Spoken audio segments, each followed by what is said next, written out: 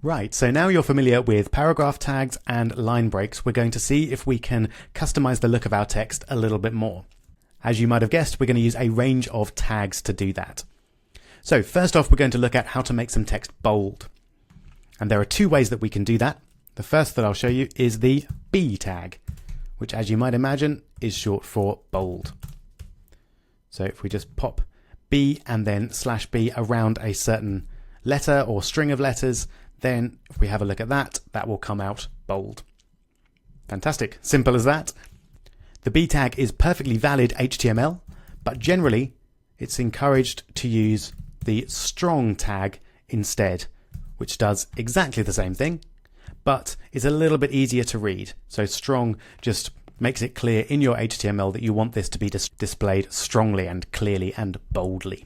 So you're welcome to use B or strong, and you will see both of those when you're looking at the code of other sites. I'd recommend using strong if you've got the choice. Next, we'll look at italic text. And similarly, we've got two tags that we can use. The first one, just like the bold tag, is I. So there is some italic text. Let's have a look. There it is. So nice and italic. And the second one, so instead of strong, we've got EM, which is short for emphasis. There we go. And again, it looks exactly the same, but it's generally considered better form to use EM, which is slightly clearer than I in terms of its meaning. But you will see both when you're looking at the code of existing websites, and you can use either in HTML5. Next, we'll look at underlining some text. So we'll get rid of our line break, and we'll look at some underlined text. As you might guess, we can use the U tag to underline text. Let's have a little look at that. So we've got underlined text like that.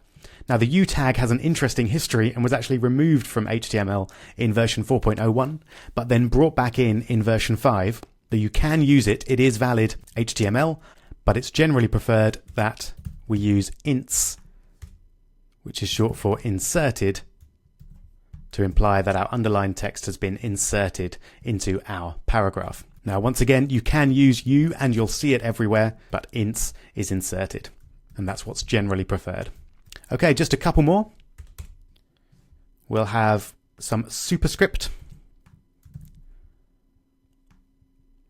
So just the same. So superscript means high up in the air, and we use the sup, short obviously for superscript, tag to do that. Okay, quick challenge for you. Can you work out how to do some subscript text? Go for it. I hope you managed to guess that one. It's just exactly the same, but sub instead of sup. So subscript is slightly below the line, and there it is. All right, the last one I'm going to show you is some struck out text. And we're going to do that using the del tag, short for deleted.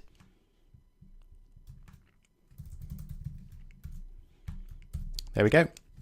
So now we have some crossed out text there. This used to be strike in HTML4, but that has actually been deprecated in HTML5, and we now use the del tag. But you may see strike used in websites that you're looking at.